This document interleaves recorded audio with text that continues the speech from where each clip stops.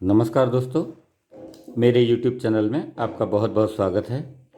और आज के इस वीडियो में हम बात करेंगे लग्न पत्रिका में, कुंडली में मांगलिक दोष के बारे में।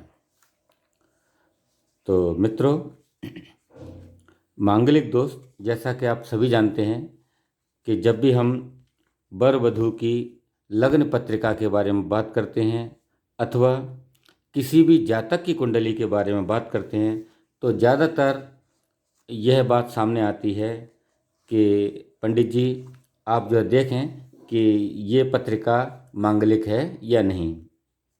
या आपने कहते सुना होगा कि मेरा बेटा मांगलिक है, उसके लिए मांगलिक लड़की चाहिए।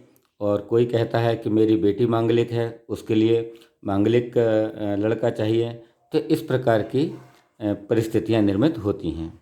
तो आज की इस वीडियो में सबसे पहले हम ये जानेंगे कि ये मांगलिक दोष मतलब होता क्या है और हम कैसे देख सकते हैं कि जो हमारे पास पत्रिका है, अपनों की हो या किसी दूसरे की हो, तो ये पत्रिका मांगलिक है अथवा नहीं। तो सबसे पहले मैं इस आपको एक बना कर दिखाता हूँ, एक कुंडली।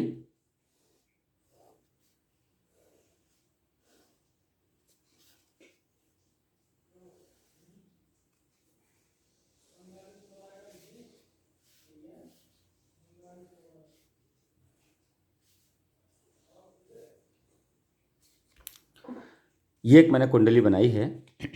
इसमें जो है, इस सबसे ऊपर वाले खाने को हम बोलते हैं लग्न, ठीक है। और यहाँ पर हम नंबर लिखते हैं 1। इसको हम पहला भाव बोलेंगे, पहला स्थान बोलेंगे। उसके बाद इसके बाजू में, मतलब ये जो कुंडली मैंने बनाई है, हमारी घड़ी लेफ़्ट से राइट की तरफ चलती है, लेकिन कुंडली के अंदर हम राइट टू लेफ़्ट चलते हैं, ठीक है। तो ये हमने पहला भाव लिख दिया, पहला घर लिख दिया। और ये हो गया हमारा दूसरा, ये वाला। और ये हमारा घर हो गया तीसरा। ये घर हो गया हमारा चौथा, कौन सा, ये वाला खांचा, ठीक है। इसके बाद ये हो गया 5वें नंबर का, ये जो त्रिकोण बन रहा है ये। उसके बाद ये हो गया 6वां घर, ये वाला, ठीक है। ये हो गया 7वां घर, ये एक चीज चौकड़ी बन गई, चौकोर हिस्सा। और उसके बाद ये हो गया 8वां घर, ये जो ट्रायंगल बन रहा है। ये हो गया 9वां घर, ये वाला ट्रायंगल। इसके बाद ये हो गया 10वां घर, ये जो चौकड़ी बनी है, चौकोर, ये और ये, ठीक है। ये हो गया 11वां घर, इसको हम 11वां स्थान, 11वां भाव ये बोलेंगे। और उसके बाद ये हो गया 12वां घर, 12वां घर, ये वाला हिस्सा 12वां घर हो गया, ठीक है मित्रों। अब हम ये देख लेते हैं कि जब भी कुंडली में पहले घर में, ठीक है, उसके बाद जिसमें 4 लिखा है उस घर में, अभी मैं खाली गोला बना रहा हूं। उसके बाद जहां पे 7 लिखा है इस घर में, ठीक है, यानी कि पहले घर में, चौथे घर में। अच्छा, गिनती कैसे करते हैं कि ये पहला हो गया, ये दूसरा हो गया, उसके बाद ये तीसरा हो गया, ये चौथा घर हो गया, ये 5वां घर हो गया, ये 6वां घर हो गया, 7वां हो गया, ये 8वां घर, 9वां घर, ये 10वां घर, ये 11वां घर और ये 12वां घर। इनको हम भाव भी बोलते हैं या हम स्थान के नाम से भी इनको पुकारेंगे। तो जब भी कुंडली में पहले घर में, यानी कि लग्न लग्न वाले खाने में, चौथे खाने में, उसके बाद 7वें खाने में, और उसके बाद 8वें खाने में, उसके बाद में सीधे 12वें खाने में, इन जगहों पर जब मंगल होता है, मतलब मैंने यहाँ पे मंगल लिख दिया, या तो यहाँ पर मंगल हो, मंगल यहाँ नहीं होगा, मतलब यहाँ अगर होगा तो कुंडली मंगली है। दूसरा, कुंडली में चौथे घर में अगर मंगल होगा तो भी कुंडली मंगली है, मतलब यहाँ नहीं है, यहाँ पे है। अब यहाँ पे नहीं है, उसके बाद 7वें खाने में अगर मंगल है तो भी कुंडली मंगली है। 8वें घर में अगर मंगल है तो भी कुंडली मंगली है। और उसके बाद सीधे 12वें घर में भी अगर मंगल है तो भी ये कुंडली मंगली है। मुझे लगता है कि आपको ये बात समझ में आ गई होगी। नहीं आई हो तो मैं आपको एक बार फिर से बता रहा हूँ कि लग्न कुंडली के पहले घर में ये जो चौकड़ी आप जो देखते हैं वहाँ पर, इस कुंडली में पहले घर में, चौथे घर में, 7वें घर में, 8वें घर में और 12वें घर में यदि मंगल हो तो वह कुंडली मंगली कहलाती है। ठीक। अब ये देखेंगे कि हमने निर्णय कर लिया कि ये कुंडली मंगली हो गई, लेकिन जो हमारे यहाँ पर पंचांग चलते हैं और किसी किसी कैलेंडर में भी इसके बारे में जानकारी दी रहती है, तो मैं आज यहाँ पर आपको बताता हूँ कि इस प्रकार से एक पंचांग जो है, अगर आपके पास है तो अच्छा है, और नहीं है तो मैं तो बल्कि ये कहूँगा कि इसे आप ज़रूर अपने घर में रखें। ये बहुत अच्छी चीज़ है। बहुत सारी बहुत सारी जो आपके मन की जो मन की जो आप सोच रहे होते हैं वो इसमें क्वेरी ख़त्म हो जाती है। ठीक है। इसी पंचांग के अंदर आपका ये मंगल के बारे में ये पूरा एक टॉपिक दिया हुआ है। ठीक है। अब कुछ लोगों को तो कुंडली के बारे में काफ़ी जानकारी होती है, कुछ को कम होती है, कुछ लोग बिल्कुल ही नहीं जानते हैं। तो ऐसे केस में क्या होता है कि इस पुस्तक के अंदर, इस पंचांग के अंदर कुछ ऐसे कॉम्बिनेशंस दिए गए हैं, अगर हम उनको ठीक से देख लें तो फिर जन्म कुंडली के अंदर वर वधू की पत्रिका के अंदर जब मिलान करते हैं उस समय वो कुंडली जो है मांगलिक नहीं रहती है। ऐसी कुछ परिस्थितियां यहाँ पर बनी हुई हैं जिनके बारे में ये यहाँ पे पूरा दिया है। ठीक है। मैं इसी में से आपको बहुत सारी चीज़ें आपको पढ़कर सुनाऊंगा जिससे आपके भी जो कॉन्सेप्ट है वो क्लियर हो जाएंगे। ठीक है। तो देखिए, इसमें सबसे पहले इन्होंने क्या लिखा है, मंगल के 16 परिहार मतलब जिनसे मंगल दोष समाप्त हो जाता है या मंगल दोष लागू नहीं होता है, ये इस प्रकार के गुणों को वो परिहार बोलते हैं। ठीक है। तो यहाँ पे लिखा हुआ है कि शास्त्रीय मांगलिक योग, शास्त्रीय मांगलिक योग, कुयोग, सुयोग संरचना सूत्रावली। पंचांग में लिखा है स्पष्ट कि विविध परिहार तथा मंगल के विविध परिहार तथा उसके समाधान के वचन की मीमांसा की गई है कि नर नारी के दाम्पत्य जीवन को सुख संपदा युक्त अथवा दुविधा युक्त बनाने के लिए केवल मात्र मंगल ग्रह ही उत्तरदायी नहीं होता। इसका मतलब ये है कि जो हम देख लेते हैं, अरे कुंडली में लग्न में मंगल बैठा है अरे कुंडली मांगलिक हो गई। फिर हमने बोला नहीं नहीं नहीं, चौथे भाव में है, यहाँ पर है, यहाँ पर है, और हम घबरा जाते हैं कि यार कुंडली जो है ना ये तो मांगलिक, अब क्या करें, अब तो मांगलिक लड़का है तो उसके लिए लड़की मांगलिक ढूंढनी पड़ेगी, और लड़की है तो लड़का मांगलिक ढूंढना पड़ेगा। इस संकट में हम लोग पड़ जाते हैं। तो ये लिख रहे हैं आगे कि मांगलिक योग सदैव मांगलिक संज्ञा का ही नहीं होता है, सुमंगल पक्ष की संरचना भी इसके चलते बनती है। मतलब केवल ये दुखदाई नहीं होता है, इससे सुमंगल की भी कामना की जा सकती है। मंगल दोष के परिहार को अगर हम लोग देख लें तो ये आपकी कुंडली को सपोर्ट करती है। अतः जन्म कुंडली में केवल मंगल की स्थिति को ही आधारभूत नहीं मानना चाहिए। दाम्पत्य जीवन को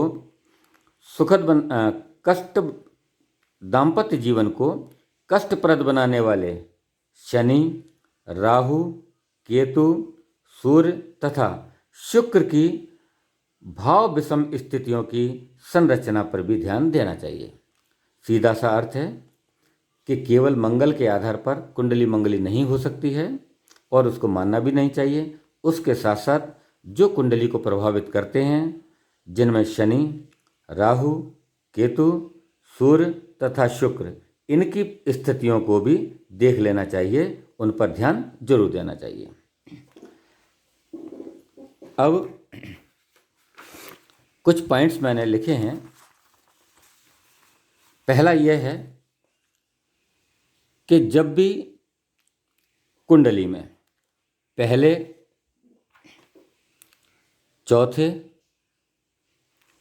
सातवें, आठवें और 12वें भाव में मंगल जब बैठा हो तो उस समय वर अथवा कन्या की पत्रिका मांगलिक समझी जानी चाहिए।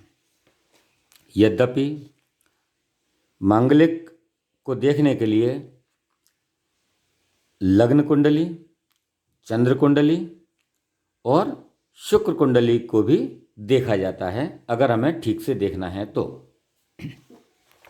दूसरा पॉइंट है कि वर और कन्या की पत्रिका में जिस स्थान पर मंगल हो, यानी कि जैसे मान लीजिए ये लग्न में ही मंगल है, यदि इस मंगल के साथ में कोई पाप ग्रह जैसे शनि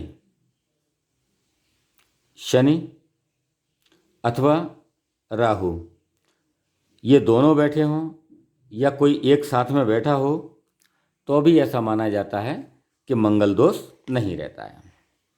चाहे वो किसी भी जगह पर, मतलब कहीं पर भी मंगल बैठा है तो उस केस में भी मंगली कुंडली वो नहीं रहती है। वर कन्या की पत्रिका में पहले, चौथे, सातवें, पहले, चौथे, सातवें, इन स्थानों में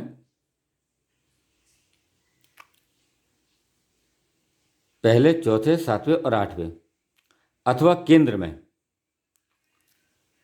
अगर शनि हो तो भी जो है मंगली दोष खत्म हो जाता है।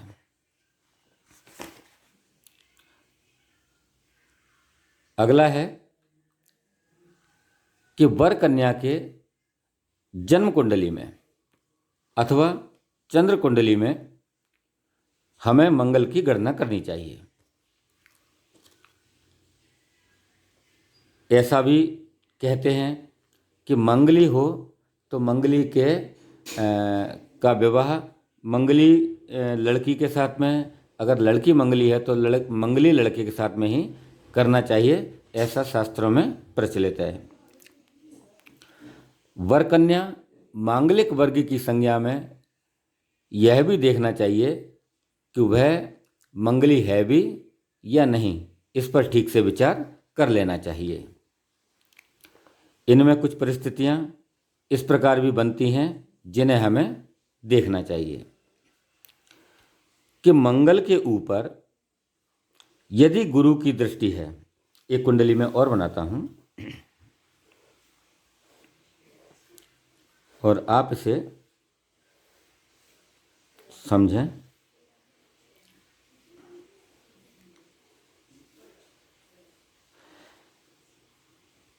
हमेशा ये जो सबसे ऊपर वाला जो खाना रहेगा जिसमें ला लिखा रहता है, ठीक है, मैंने यहाँ पे लिख दिया है वैसे लग्न, इसको हमेशा ला लिखेंगे, मतलब ये लग्न है, यही सिरा सबसे ऊपर रहेगा, ये सिर कहलाता है कुंडली का ऊपर का हिस्सा।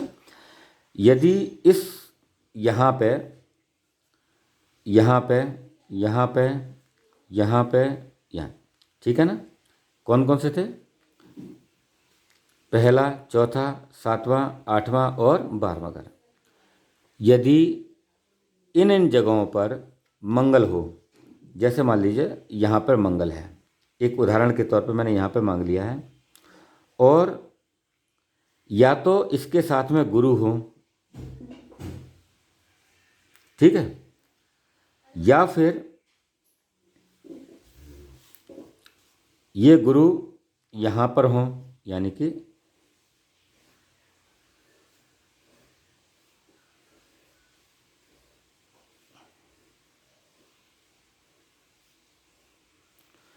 ये लग्न, ये मान लीजिए मंगल है यहाँ पे, और मान लीजिए गुरु ये 7वें घर में है, ये पहला घर, ये दूसरा, ये तीसरा, ये चौथा, 5वां, 6वां, 7वां, 8वां, 9वां, 10वां, 11वां और ये 12वां। ऐसे यहाँ लिख देते हैं कि 1 2 3 4 5 6 7 8 9 10 11 और ये 12, ठीक है। मंगल यहाँ पे है, गुरु यहाँ पे है सामने, तो आप देखेंगे कि इसकी दृष्टि इस पे पड़ रही है। अब यहाँ पे एक छोटा सा प्रश्न खड़ा होता है कि ये दृष्टि क्या वाला है, तो मैं आपको बिल्कुल संक्षिप्त में आपको आज दृष्टि भी समझा देता हूँ कि ये दृष्टि क्या चीज़ है। यहाँ पे लिखता हूँ मैं, ग्रहों की दृष्टि, ठीक है, बड़े काम की चीज़ है, बड़ी इंटरेस्टिंग भी है। देखो कि सबसे पहले सूर्य, दूसरे नंबर पे चंद्रमा, ठीक, तीसरे नंबर पे बुध, चौथे नंबर पे ये शुक्र, ठीक है। ये सूर्य, चंद्रमा, बुध, शुक्र, ये सभी अपनी 7वीं दृष्टि से देखते हैं। इस पर भी मैं अभी पहले यहाँ पे दृष्टियाँ समझ लेते हैं, तो फिर यहाँ पे बताने में सुविधा होगी, ठीक है। इसके बाद सूर्य के बाद में चंद्रमा, चंद्रमा के बाद में आता है मंगल। मंगल जो है पहली, ये भी इनके साथ में पहली और 7वीं दृष्टि है, 1 7 8, मतलब पहली, 7वीं और 8वीं दृष्टि है किसकी, मंगल की। उसके बाद आता है गुरु, गुरु 5वीं, 7वीं और 9वीं। गुरु के साथ में यहाँ पर राहु, केतु, इनकी भी यही दृष्टियाँ मानी गई हैं, ठीक है।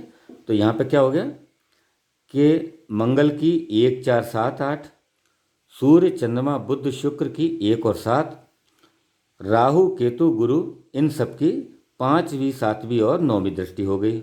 अब बचता है शनि। तो शनि की जो दृष्टियाँ होती हैं 3 7 और 10, ठीक है। अब ये दृष्टियाँ होती क्या हैं और इनको कैसे देखते हैं, कोशिश कीजिए कि मैं यहीं पे कुंडली पे समझा दूं, या फिर मैं एक खाली कुंडली बना देता हूँ और बड़ी सी।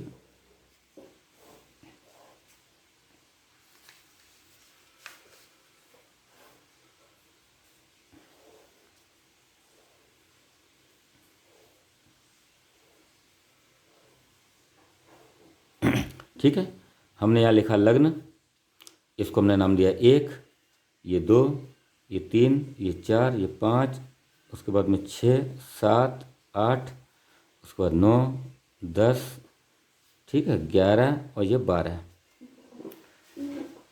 सबसे पहले समझते हैं कि सूर्य, चंद्रमा, बुध, शुक्र, ठीक, सूर्य, चंद्रमा, बुध, शुक्र। हम कोई भी कुंडली यहाँ पे, चलो ये कुंडली देख लेते हैं, ठीक है। ये देखिए आप, इसमें आपको दिख रहा होगा, एक एग्जाम्पल ले लिया है। सूर्य 7वीं दृष्टि से देखता है, पहली और 7वीं। तो इसमें हम क्या करते हैं कि जिस घर में जो ग्रह बैठा रहता है, मान लीजिए कि सूर्य यहाँ पर बैठा हुआ है, तो हम इसी घर को पहला घर मानेंगे, ठीक है। अब हमने कहा कि सूर्य, क्या बोल रहे हैं हम, ये देखिए, सूर्य, चंद्रमा, बुध और शुक्र। मैं किसी एक का एग्जाम्पल लेके दिखाता हूँ आपको कि ये सूर्य जो है ना 7वीं दृष्टि से देख रहा है। मतलब यह है कि यहाँ से आप गिनो घड़ी की उल्टी दिशा में, तो पहला, दूसरा, तीसरा, चौथा, 5वां, 6वां और 7वां। आप देखेंगे कि इसके सामने वाला घर 7वां घर हो गया, ठीक। ठीक इस प्रकार से यहाँ पर भी आप देखिए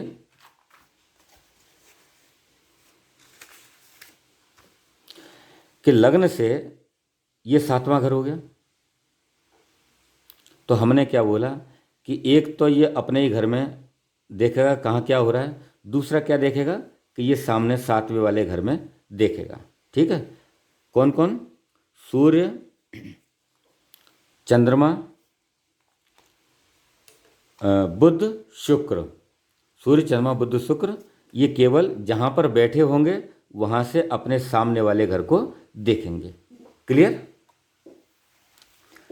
फिर से देखिए आप एक दफ़ा कि सूर्य यहाँ पे बैठा है तो अपने घर को तो देखेगी, करेगा ही करेगा, साथ में सामने वाले घर को देखेंगे। चंद्रमा यहाँ पर बैठे हैं तो इस घर को देखेंगे, ठीक है।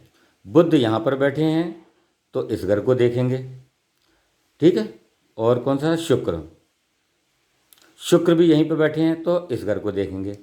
मैं इसी इसी प्लैनेट, इन्हीं प्लैनेट्स को यहाँ पर मैं भर लेता हूँ, ठीक है। कि मान लीजिए कि सूर्य यहाँ पर, मान लीजिए कुंडली है कोई, शुक्र और बुध, कोई भी ग्रह कहीं पर भी उठा लेते हैं। मान लीजिए यहाँ पे केतु है और यहाँ पे मान लीजिए चलो यहाँ पे मान लें अपन कि शनि हैं, या यहाँ पर मान लीजिए गुरु हैं, यहाँ पर मान लीजिए अच्छा, दूसरा क्या है कि जहाँ पे राहु और केतु आमने सामने ही रहेंगे तो यहाँ पे राहु मानना पड़ेगा।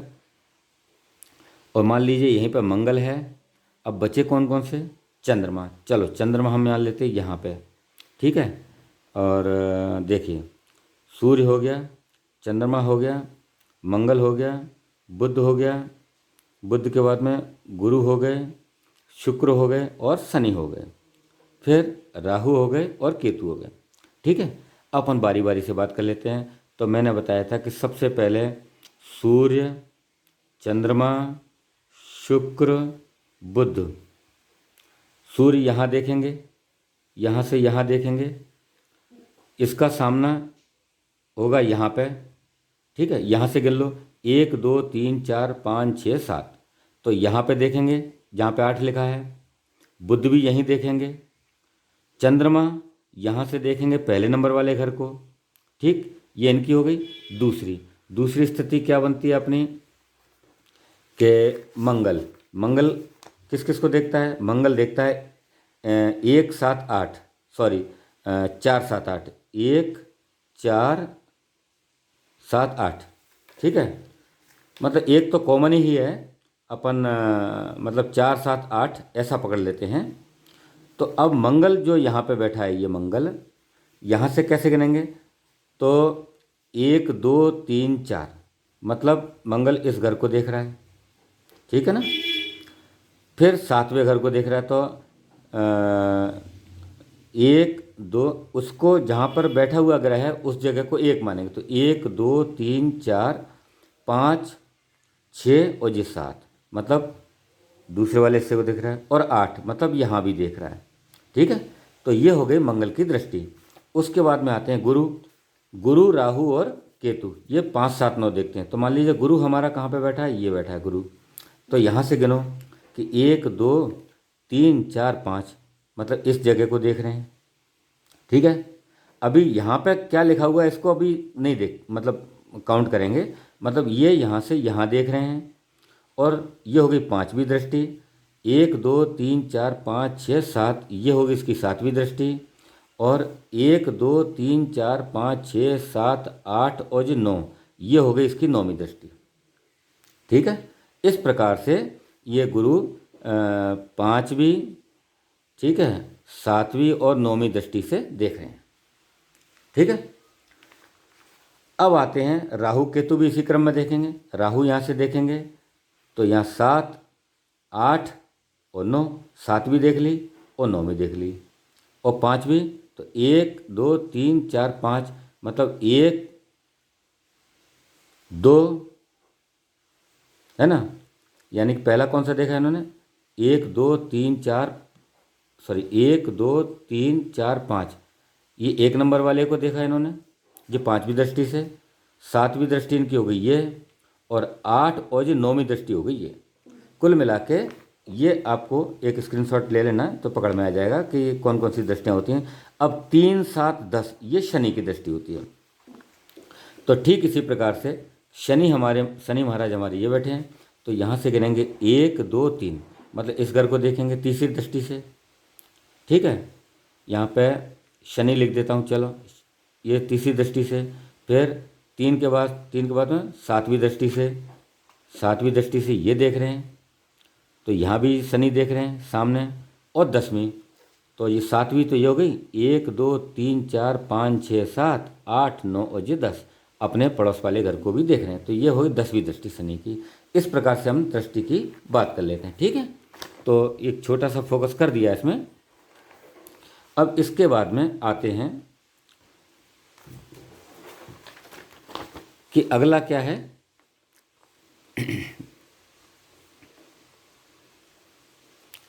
कि यदि मंगल पर गुरु की दृष्टि हो, जैसे यहाँ से 7वीं दृष्टि मंगल पर पड़ रही है, 5 7 9 दृष्टि होती है। मान लीजिए मंगल जो है ना, इस यहाँ से गुरु से अपन देख रहे हैं, तो गुरु मान लीजिए मंगल यहाँ पे है, और गुरु की दृष्टि अपन समझ लें कि 7। अगर मान लीजिए गुरु यहाँ पे होते तो यहाँ से ये तो हो गया इसका 7वां स्थान, 8 और 9। ठीक है, मान लीजिए 5 नंबर में गुरु बैठे होते,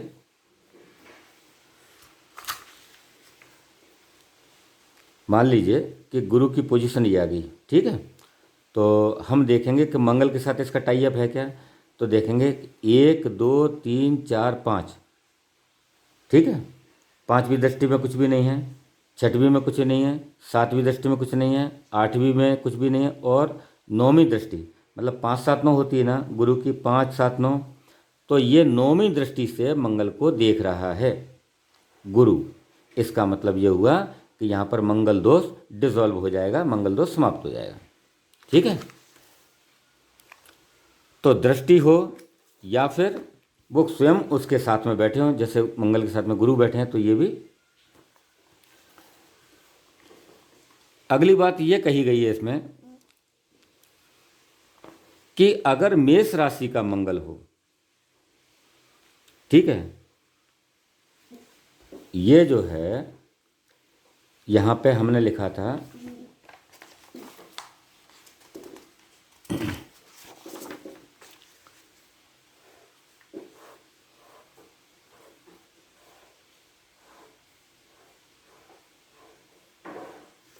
ये हो गया मेष राशि। अब यहाँ पे मुझे लगता है शायद राशियों के बारे में भी थोड़ा सा वर्णन करना पड़ेगा कि 1 ये 2 ये 3 ये 4 5 6 7 8 9 10 11 और ये 12।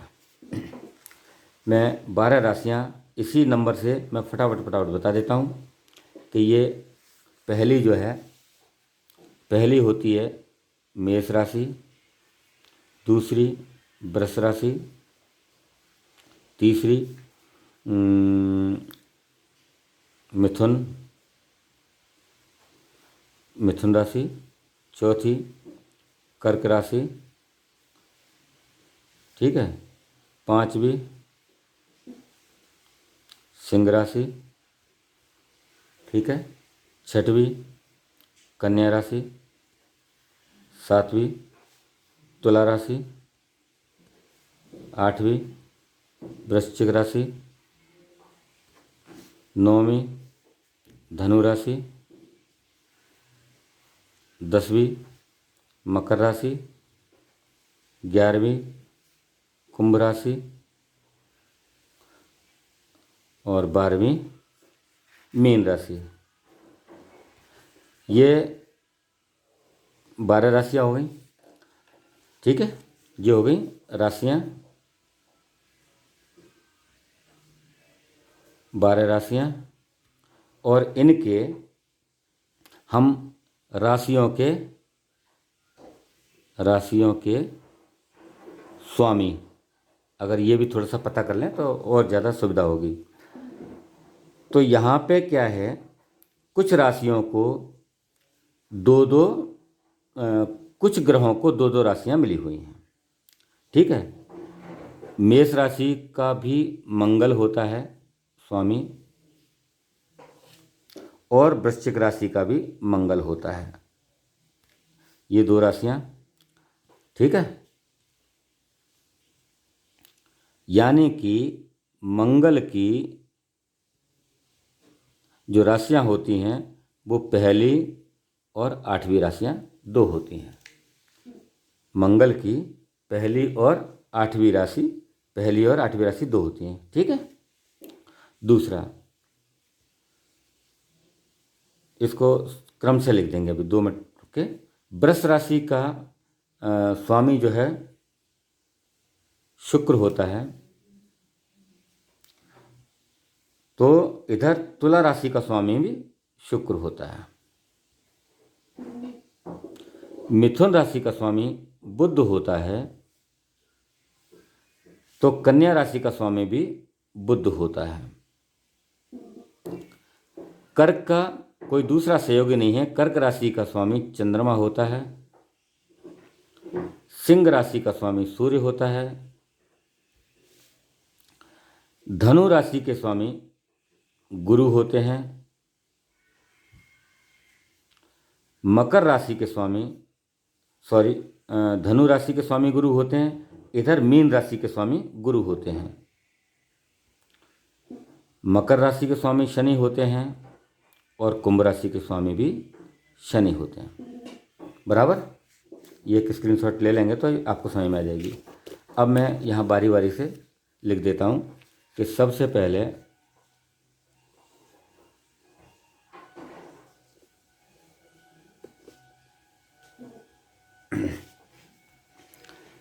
कि सूर्य की कौन सी राशि होती है? सूर्य की राशि ऐसा लिख सकते हैं कि पहली और आठवीं राशि होती है मंगल की, ठीक है।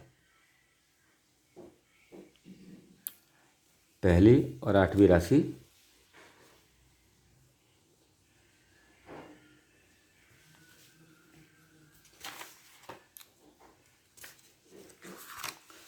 पहली और आठवीं राशि मंगल की, दूसरी और सातवीं राशि शुक्र की, तीसरी और छठवीं राशि बुध की, और 3, 6, 2, 7, उसके बाद में आ गई बुध के बाद में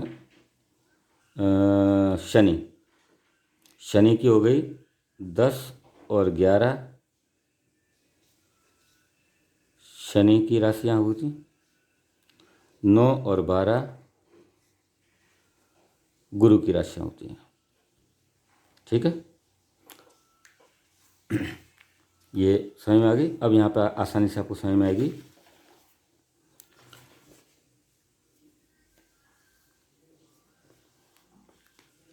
कि वृश्चिक राशि, अगर मेष राशि का मंगल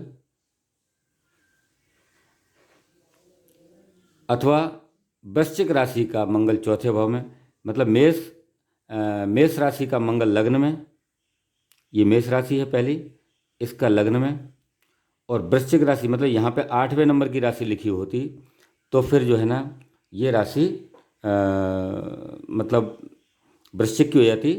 तो जहाँ पर भी वृश्चिक राशि अगर चौथे भाव में हो, 8 नंबर यहाँ पर लिखा हो, तो भी वो मंगल नहीं होता है। ठीक है, यहाँ पर थोड़ी सी कुछ कुंडलियाँ एक आइडियल बना के मुझे समझानी पड़ेगी। थोड़ा सा यहाँ पे इम्पोर्टेंट टॉपिक है ये, कि पहली इन्होंने ये बोला है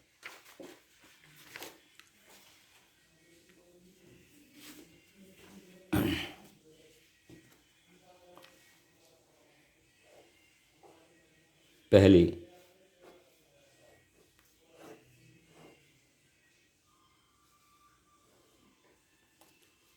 सॉरी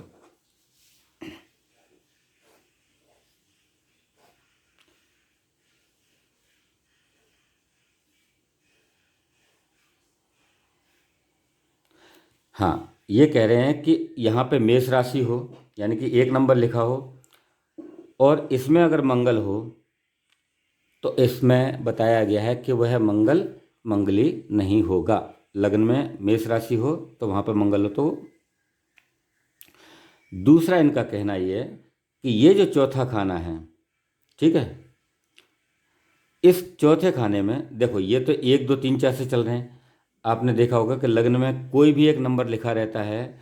जैसे अपन बात करें कि ये जो कुंडली है, इसमें यहाँ पे 6 लिखा है, ठीक है, इसमें भी 6 लिखा है। अपन कोई सी भी कुंडली देखेंगे, ये देखो इसमें 7 लिखा है यहाँ पे लग्न में, तो ये किसी भी होती है।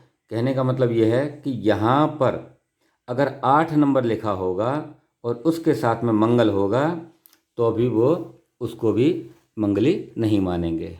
ठीक है, और यदि यदि मान लीजिए यहाँ पे 8 लिखा होता, उसके साथ में मंगल लिखा होता चतुर्थ भाव में, तो अभी मंगली नहीं होती। उसके बाद में ऐसा बताया है कि अगर यहाँ पे 10 नंबर लिखा हो और मंगल लिखा हो, तो अभी वो मंगली नहीं रहेगा। ठीक, यहाँ पे मान लीजिए अगर 4 लिखा होगा और मंगल लिखा होगा, तो अभी मंगल ही नहीं होगा। और उसके बाद यहाँ पे 9 लिखा होगा और मंगल होगा, तो अभी वह मंगली नहीं माना जाएगा। मतलब यह है कि अगर ये मेष लग्न की कुंडली में मंगल यहीं पे होगा, इनको अपन सब छोड़ देंगे, तो ये मंगली नहीं होगा। इन सबको मैं अलग अलग बता दूं कि पहली स्थिति यह है कि मेष लग्न की कुंडली रहेगी, ये मेष लग्न, इसमें जो है इतना ही बताया है कि लग्न मेष है और यहाँ पर मंगल है, मंगली नहीं होगा। ठीक है, दूसरी कुंडली जो है उसमें ये बताया है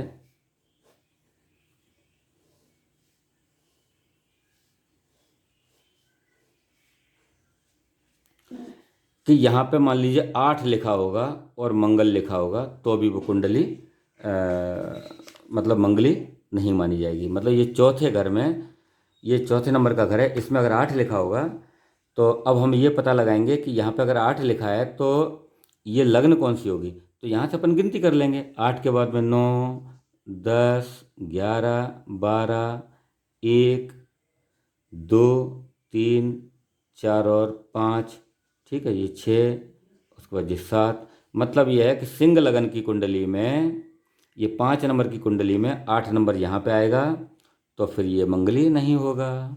ये हो गई स्थिति नंबर 2। स्थिति नंबर 3,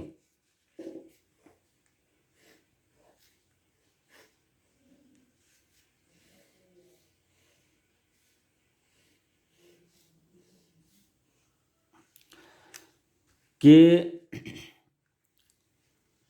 मकर राशि का 7वें भाव में हो। मतलब यह है कि ये 7 नंबर वाला जो खाना है यहाँ पर 10 नंबर लिखा हो और मंगल बैठा हो। तो हम देखेंगे कि 10, 11, 12, 1, 2, 3, 4, 5, 6, 7, 8, है ना, और ये हो गया 9, 10, 11, 12, 1, 2, 3, 4, मतलब कर्क लगन की कुंडली है। ये कर्क राशि है यहाँ पे। कर्क लगन की कुंडली में, कर्क लगन की कुंडली में मंगल 10वें खाने मतलब 7वें खाने में होगा, लेकिन वो मकर राशि में होगा तो भी ये कुंडली मंगली नहीं कहलाएगी। और ये हुई सिंह लगन की कुंडली, सिंह लग्न। ठीक है, तो भी यहाँ पे मंगल दोष खत्म हो जाएगा। चौथी स्थिति बताया है इसमें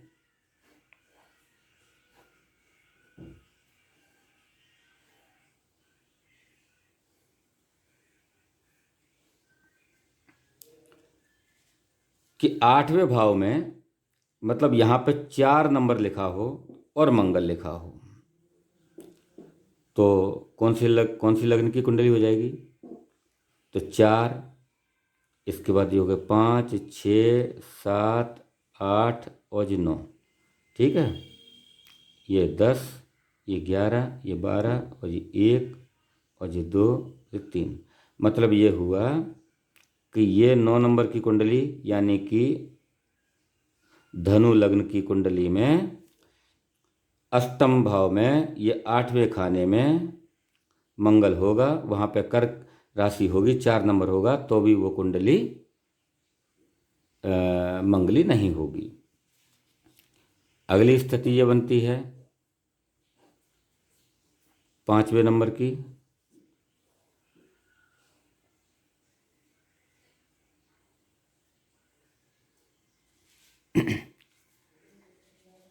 ये कह रहे हैं कि यहाँ पे अगर 9 नंबर लिखा हो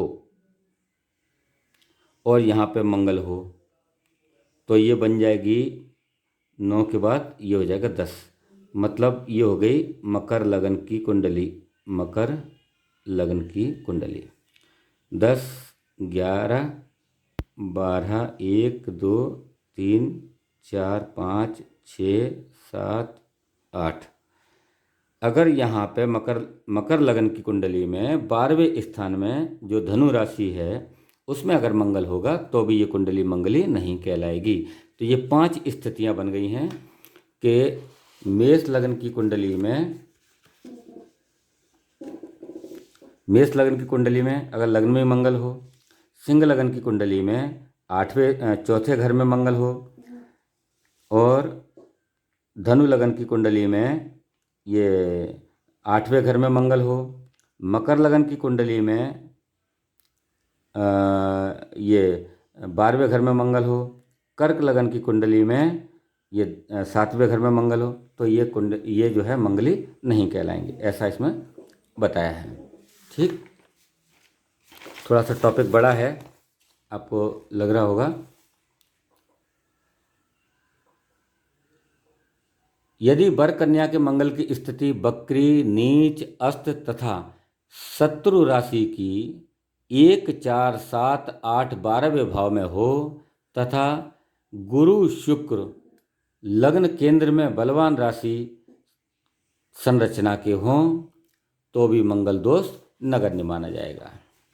ठीक है, इसका एक बड़ा ही एक सूत्र मैंने बहुत पहले लिखा था, ये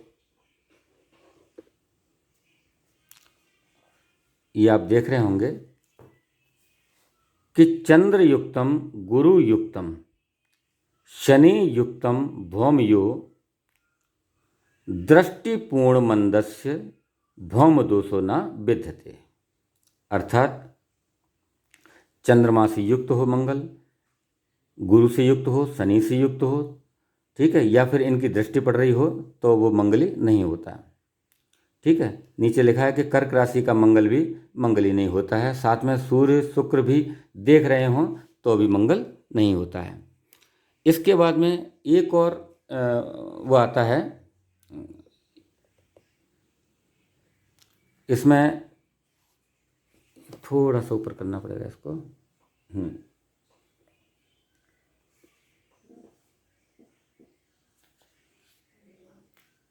ये देखो कि न वर्ण दोषो न गण दोषो, नाड़ी दोषो न खड़ास्तकम, राशिस एकम तथा मित्रम सर्वदोष विनश्यति, अर्थात कि जब राशि के स्वामी आपस में मित्र हों या फिर एक ही दोनों की राशि हो तो उसमें न तो कोई वर्ण का दोष है, न गण का दोष है, ना ही कोई नाड़ी दोष रहता है और ना ही उनमें खड़ास तक की स्थितियां पैदा होती हैं। इससे ये सारे दोष खत्म हो जाते हैं। ठीक है, तो इस प्रकार से जब भी ऐसा भी बताया गया है कि अगर कुंडली में, दोनों की कुंडली में गुण मिलान में, अष्टकूट मिलान में 25 से 30 संख्या में अगर गुण प्राप्त हों और राशि के स्वामी आपस में एक हो जाएं तो भी ये जो है इसका मंगल का दोष खत्म हो जाता है। मंगल अपनी उच्च राशि मकर में हो, यानी कि मंगल मेष में हो, और या वृश्चिक राशि में हो, अपने स्वग्रही हो। ठीक है, एक स्वग्रही और शब्द एक आ गया है बीच में, तो स्वग्रही मैं बता दूं कि जैसे कोई भी जो है राशि अपने ही घर में होता है। ठीक है, कोई भी जो अपने ही घर में होता है, अभी जो बात कर रहे थे,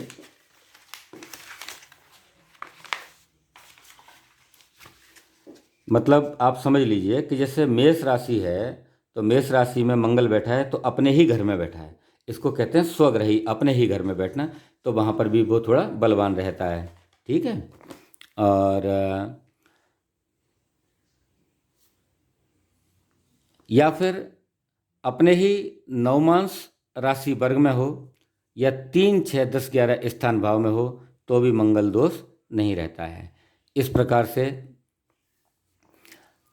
गुरु शुक्र केंद्र स्थान 1, 4, 7, 10वें भाव में स्थित और अपने ही नवमांश वर्ग का अथवा चंद्रमा पर गुरु की, शुक्र की पूर्ण दृष्टि हो या शुभ ग्रहों के साथ संबंध बनाता हो, कर्क लगन का मंगल हो या वो अपनी नीच राशि का हो अथवा शत्रु राशि का, मिथुन कन्या का हो अथवा अस्त स्थिति में हो तो भी ये अनिष्ट कारक नहीं होता है।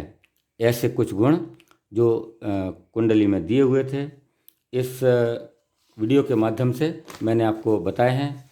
उसके बाद में ये कहा गया है कि वर कन्या की पत्रिका में 1, 4, 7, 8, 12 में स्थित मंगल गुरु चंद्र के साथ, जो मैंने अभी ये श्लोक बताया था कि चंद्रयुक्तम गुरुयुक्तम शनियुक्तम भौमयो दृष्टिपूर्ण मंदस्य भौम दोषो न विद्यते, इसी में आ गया कि मंगल में अगर इन सब की युति हो, चंद्रमा की हो, गुरु की हो, शुक्र की हो, शनि की हो, तो ये मंगल दोष नहीं रहते, या फिर इनकी दृष्टि हो तो भी नहीं रहते। ठीक है, अगला बताया है कि वर और कन्या की पत्रिका में मंगल लग्न से, चंद्रमा से तथा शुक्र से पहला, दूसरा, चौथा, 7वां, 8वां, 12वां इन भाव स्थानों में से किसी एक स्थान पर ही, अर्थात जिस भाव राशि में वर की कुंडली में स्थित हो उसी भाव में अगर कन्या की कुंडली में भी स्थित है तो फिर वो भी मंगल दोष को खत्म करता है। कैसे कि जैसे मान लीजिए कि ये मेष राशि में मंगल यहाँ पे दिख रहा है और लड़की की कुंडली भी जो है यहाँ पे बनी हुई है। ठीक है, और उसकी कुंडली में भी मान लीजिए इसी जगह पर मंगल मौजूद है तो भी जो है उसको मंगली नहीं मानेंगे, ऐसा इसमें दिया हुआ है।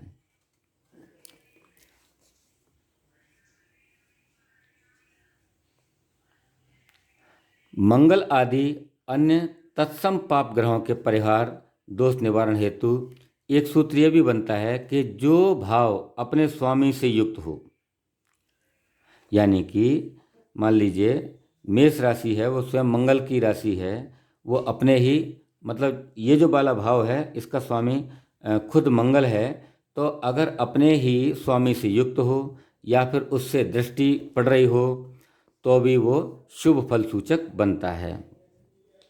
पाप ग्रह युक्त बुध एवं क्षीण चंद्रमा यदि शनि, मंगल, सूर्य के साथ अथवा इनसे ही देखा जाए तो उन भाव स्थानों की हानि, नेष्ट फल बनना भी स्पष्ट हो जाता है।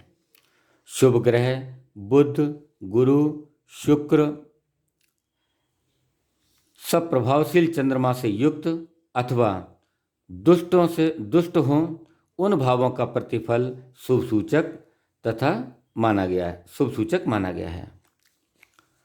इस प्रकार